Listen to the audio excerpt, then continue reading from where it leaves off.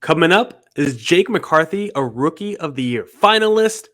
Are the Dbacks a bullpen away from competing next season? And who else should get the call up this year for the Dbacks organization? All on today's podcast.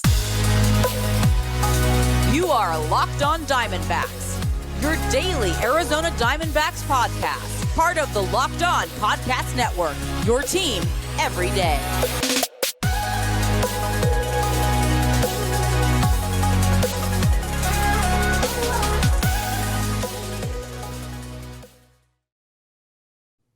Welcome into the Locked On Diamondbacks podcast, part of the Locked On Podcast Network. Your team every day. You're listening to who? The always charismatic host of this podcast, Millard Thomas. I'm a multimedia journalist and I'm a graphic designer. So please go check out my website, millardthomas24.myportfolio.com. On there, you can see all my latest work, from my packages to my articles to my photos and my graphic design. If you want to see more content by me, just follow me on Twitter at CreatorThomas24 from my personal account, or just look up Locked On Diamondbacks, both Twitter and Instagram, for the podcast handle. And of course, thank you for making Locked On Diamondbacks your first listen every day. I would not be able to do this podcast without you, my loyal listeners, sharing, subscribing, reviewing, doing all that so I could do this podcast for you. Thank you. It's free and available on all platforms, so please continue to tell your friends. Don't forget to follow us on YouTube as well, Locked On Diamondbacks on there as well. If you guys are watching today's podcast on YouTube, I got a special showing for you guys today. I brought the gun show out.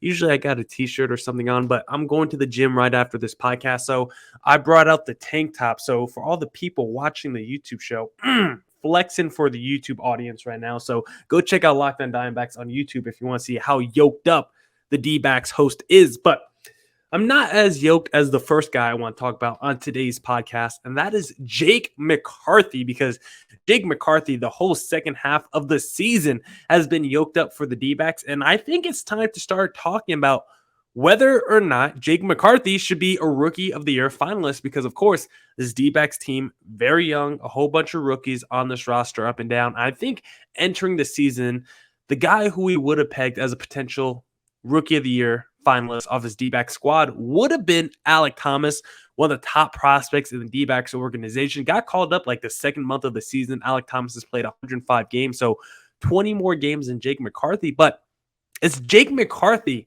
who seems like the Rookie of the Year finalist for the Arizona Diamondbacks, and the guy who might push Alek Thomas out of a job next season, because the numbers on Jake McCarthy are absolutely insane.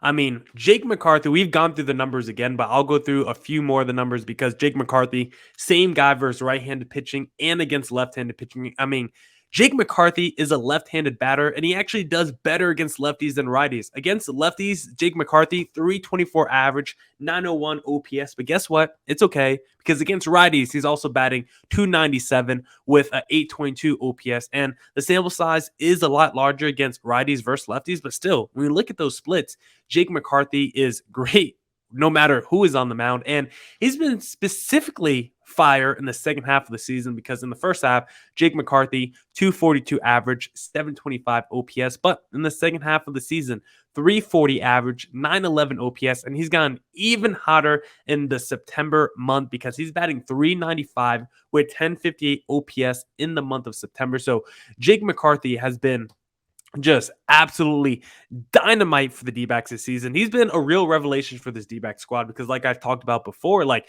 Jake McCarthy is a first-round pick for the D-backs back in 2018. He was the 39th overall pick, but he's not someone that I had huge expectations for entering this season for this D-back squad, because he wasn't really on my radar. It wasn't like he was one of the top 10 prospects, the D-backs organization, and he's been getting playing time this season, and he's just run with every opportunity he's had this year. And all his numbers, no matter what you look at, have gone up across the board. I mean, his hard contact numbers from last year to this year are absolutely insane. Jake McCarthy's hard contact numbers this year, 87.1 exit velocity, 37.8 hard hit percentage on batted balls. Like, Jake McCarthy is putting in work. And if you look at Jake McCarthy's StatCast, and maybe we should go off StatCast for his hard contact numbers, because I know StatCast has different numbers sometimes. So if If you were to look at his exit velocity on StatCast, 89.1 miles per hour. So it's like an extra 2 miles an hour on StatCast. Sweet spot percentage, 33.2%. That is a huge number. The amount of times he's hitting that sweet spot on his bat is nearly a third of the time. Crazy. His barrel percentage is at 5.1%. And what makes Jake McCarthy, I think, so interesting when you really break down his numbers and his splits, fastballs, breaking balls, off-speed pitches, it doesn't matter either. Like, whether you're righty or lefty doesn't matter to Jake McCarthy, and what kind of pitch you throw doesn't really matter to Jake McCarthy either because he's got 279 average against the fastball. He's got 325 average against the breaking ball and a 355 average against the off-speed pitch. So if this is a guy that's putting up, I know he's only played like 80-something games, but his 80-something game slash line looks like a slash line of an all-star. You look at his splits, righties, lefties, it doesn't matter. Fastball, off-speed, breaking ball, it doesn't matter the pitch. Jake McCarthy is doing everything. The hard contact numbers are there. Like, there are no numbers to suggest that what he's doing right now is fluky. The numbers suggest that Jake McCarthy's a stud, and if you prorated his numbers over the course of a full season, this guy might be an all-star, and if the Dbacks are better, who knows? Would Jake McCarthy be in the MVP conversation?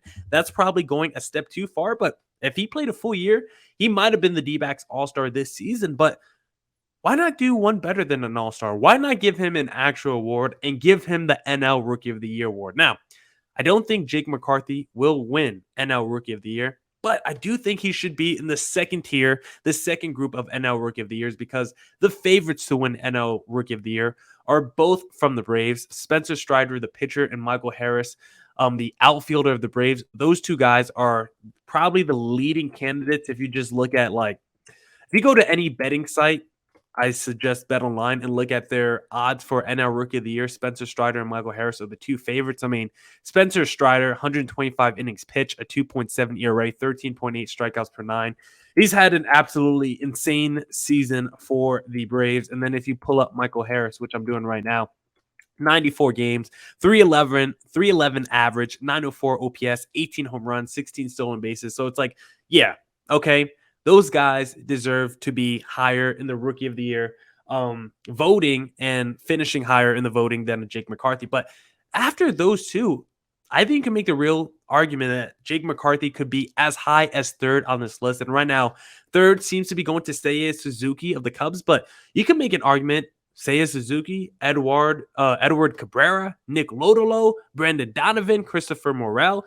Any of those guys who are considered basically tier 2 Rookie of the Year finalists, I think Jake McCarthy should be slotted right in that mix. Now, Jake McCarthy's biggest issue compared to those other guys, I think, is literally just playing time and sample size. He just hasn't gotten in as much work as those guys. And those guys haven't played full seasons either, I mind you. Guys like Suzuki have only played about 100 games. Pitchers like Cabrera and Lodolo have made like 15 starts. So it's not like those guys have a full season workload, but even Jake McCarthy has played less games than that. But if Jake McCarthy, let's say, plays 90% of the games the rest of the year, hits like 100 games played, and his numbers just across the board, you don't even have to look at the slash line. If he just got better RBI, runs scored, home runs, stolen bases with the advanced numbers like WRC+, if those numbers are better than the rookies ahead of Jake McCarthy, not counting Spencer Strider or Michael Harris, then Jake McCarthy definitely deserves to be in the Rookie of the Year voting, because right now, just the traditional numbers, Jake McCarthy is as good as anyone not named Michael Harris or Spencer Strider,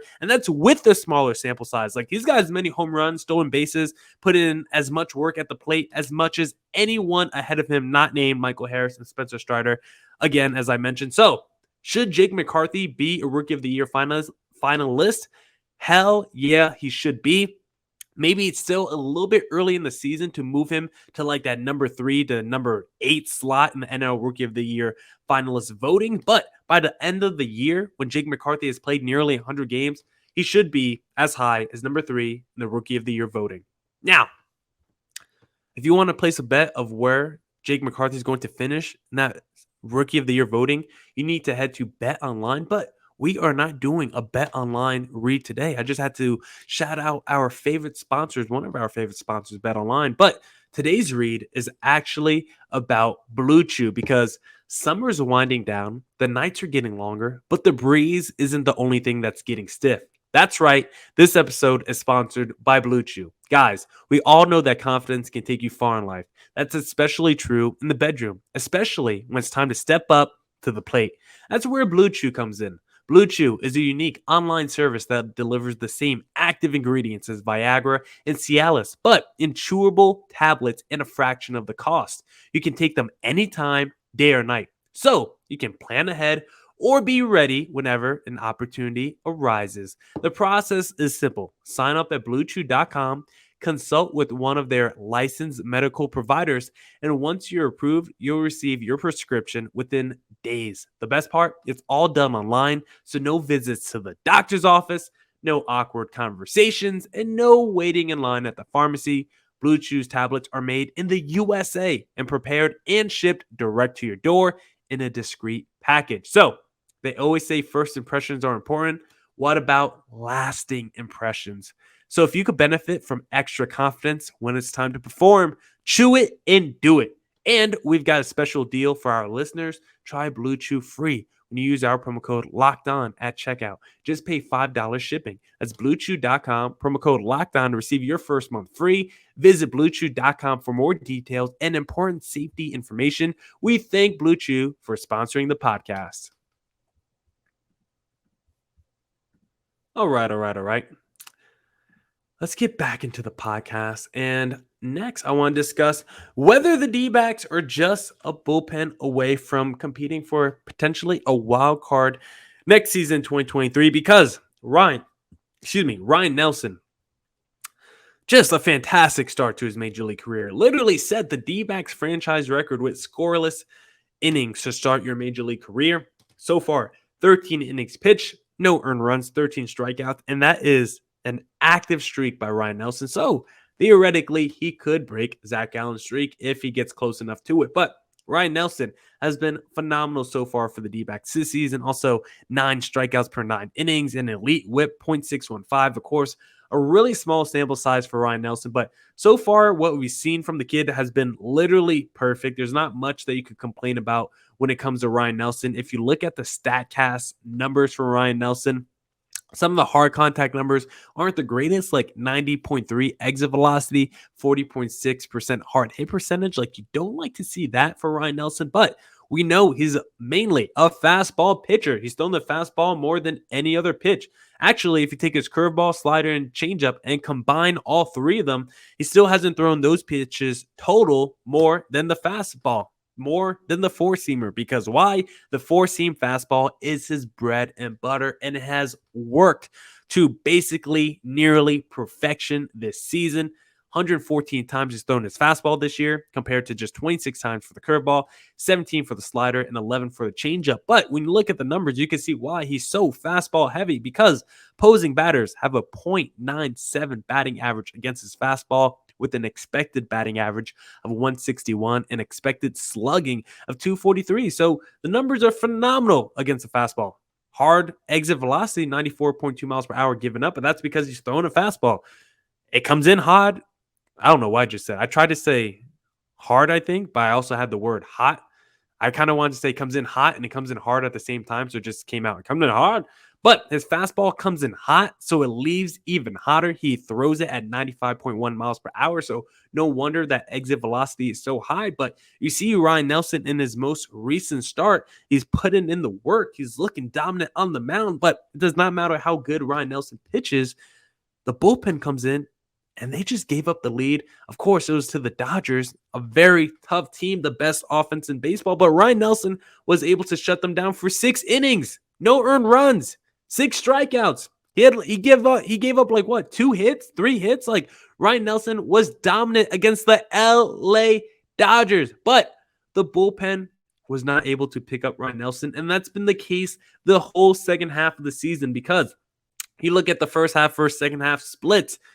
The starting pitching in the first half, 4.35 ERA, but in the second half, 3.56 ERA. The starting pitching in the second half has been borderline elite. The D-backs rotation has been phenomenal. Davies, Gallen, Kelly, Tommy Henry has put up a couple good starts. Ryan Nelson has been really good to start his career. And just basically Madison Bumgarner, who's terrible. But you look at the bullpen for the D-backs. First half, 4.33 ERA. Second half, 5.35 2.5 ERA. The D-backs bullpen is clearly holding them back.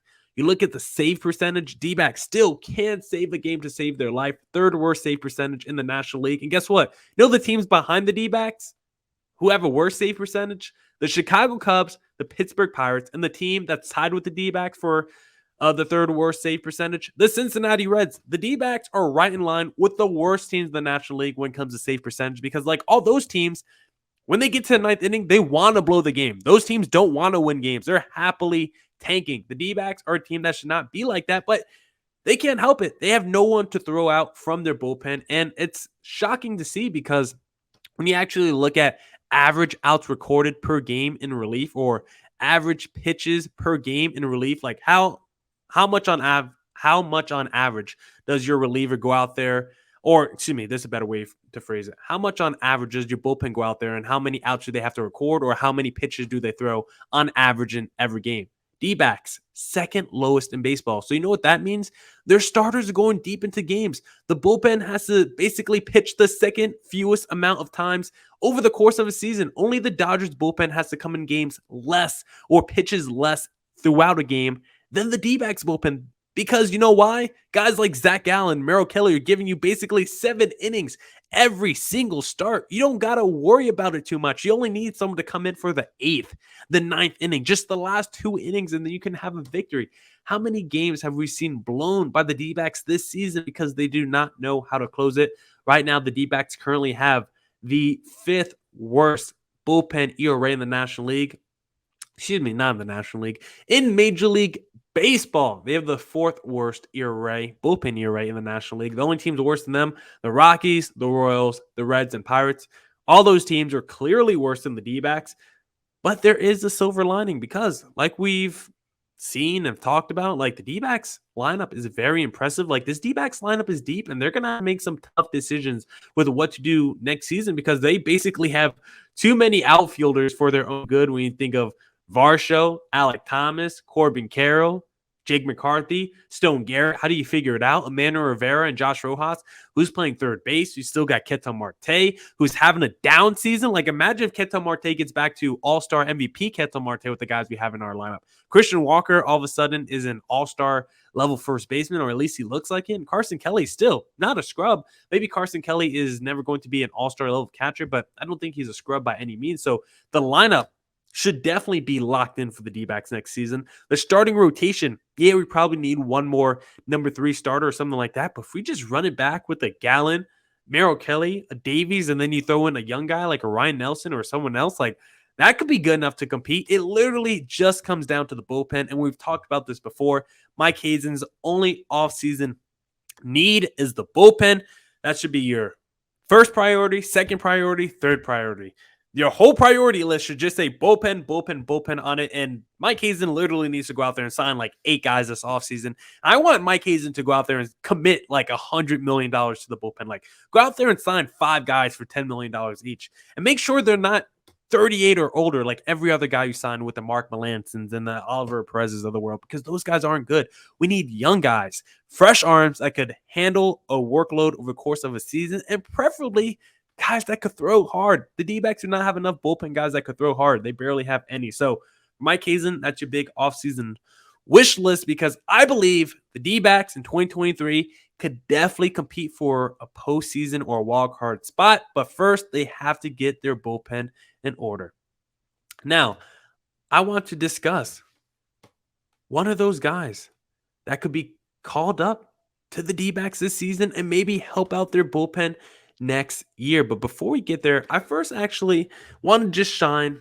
Let me close some of these tabs. I first just want to shine a little light on Corbin Carroll, because I feel like we haven't really talked about Corbin Carroll too much, and he's having a really nice start to his major league career, a 275 average and 841 OPS. Like Corbin Carroll has done a little bit of everything, but his biggest issue right now is the fact that he just hasn't been great against left-handed pitchers, and it's not a shock. Like he has to adjust to the major league level. He's a left-handed bat as well. So right now, Corbin Carroll is probably going to platoon mostly for the D-backs this season. I mean, against I mean, they're still going to put him out against lefties, but he'll probably lean more platoon against righties than lefties, because against righties, Corbin Carroll's crushing it. 357 average, 1080 OPS. He's crushing right-handed pitching. But against left-handed pitching, he's got 1 hit and 12 at bats. It just hasn't been good for Corbin Carroll in that instance. So I do want to shine a little light of Corbin Carroll. Does have to fix his splits, but he's been a very good player for the D-backs so far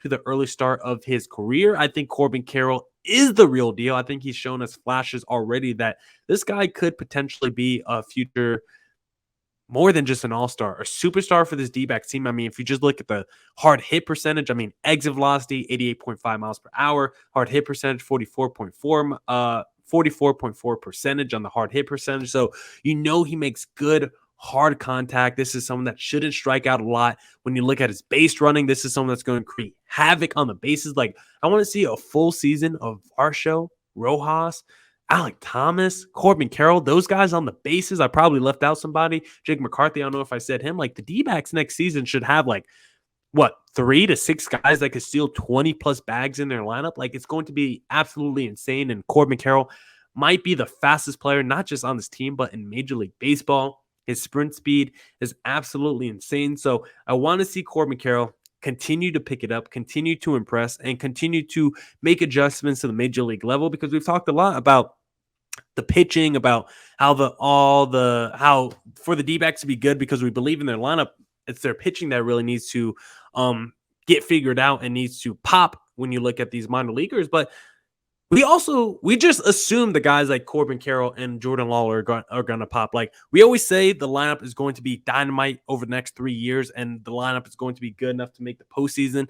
It's the pitching and the bullpen that we need to worry about. But for the D-backs, they have all their eggs in the top prospects baskets of Corbin Carroll, Jordan Lawler, and Drew Jones. And we don't even think about the possibility of those guys being bust because of how good they were in the minor league levels. But guys like Corbin Carroll doesn't work out. Like, that's what gets GMs fired. That's what keeps rebuilds in rebuilds. Like, teams rebuild, and then they figure out their top prospects really aren't that good, and then they have to rebuild again. Like, for the D-backs to actually rebuild and get out of the rebuild and move toward a winning situation, a winning environment, guys like Corbin Carroll have to hit. They're not always a given. It feels like Corbin Carroll's a given. Most prospects aren't. Like, the D-backs, they need their pitching prospects to hit, but they need these top prospects to hit, like the Lawlers, the Drew Jones, and Corbin Carrolls, because they can also be trade pieces, if not superstars, for this D-backs team. So, Corbin Carroll, we all believe in you. We all think you are a future superstar, and you've had a nice start to your season, but we want to see you to continue to impress. I feel like I'm just rambling, not even make any sense right now. We want to see you continue to impress, Corbin Carroll. We want to see you continue to make adjustments, because we got a lot of eggs in the Corbin Carroll basket right now. But so far, we've shown us in his early Major League career, I don't think we have anything to worry about. But one other player that should potentially get called up to the D-backs this season and make a major impact, who I think could really be maybe a dynamite reliever or another back-end starter for this D-backs team, is Brandon Pfaadt, who is just killing it in the minor league level. I think he just won minor league pitcher of the month. Like, he's doing crazy things. He was having a solid season in Double-A for Amarillo, the Sod Poodles, but it wasn't dominant. It was a 4.53 ERA. What was really dominant was his strikeout totals, 12.3 strikeouts per 9 in Double-A, and he wasn't giving up a ton of walks either, 1.6 walks per 9. So strikeouts a lot, no walks, and he wasn't really a huge home run guy, I would say. I mean, he gave up 19 home runs, so maybe that's more than he should have given up. But with all that being said, he got promoted to AAA, and the numbers have been even better for Brandon Pfaadt since being promoted to AAA. 2.52 ERA in AAA, he's got 50 innings pitched, a .9 flat whip, 10.4 strikeouts per 9, and 2.2 walks per 9. So for Brandon Pfaadt, I think this is someone that could be called up and make an impact this season for the D-backs. He's considered a 2 fastball kind of guy, 4-seamer and a 2-seamer with some off-speed pitches mixed in. Lindsey Crosby thinks this is one of the better pitchers in the D-back system. He is quickly ascending. He seems to have passed the Drew Jamesons and the Blake Walstons among D-backs prospects. He might have passed Ryan Nelson as well if Ryan Nelson didn't get called up and had this phenomenal streak with what he's doing on the major league level. So I want to give Ryan Nelson another buddy. We've already seen Tommy Henry make some noise this season. He seems to be falling off a little bit. I think he got options back to the minor leagues. Ryan Nelson's performing well right now, but again, Madison Bumgarner is not a good pitcher right now, and he offers no value to this D-backs team. And with the D-backs essentially done in the wild card race, let's bring up Brandon Pfaadt and let's give him the opportunities that Madison Bumgarner would have gotten, because Bumgarner, of course, is not good, while Brandon Pfaadt has all the upside in the world. He's having a fantastic season, so let's see if that can translate to the major league level for Brandon Pfaadt. Now, that's it for this edition of the Locked On Diamondbacks podcast. Come back tomorrow for more Diamondbacks news coverage and insight. Thank you to everyone who tuned into today's podcast. Thank you for making Locked On Diamondbacks your first listen every day. Go make your second listen of the day, Locked On MLB with my pal Sully Baseball. It's a walking baseball encyclopedia, so go check out his podcast. And as always, stay safe, stay healthy. Deuces.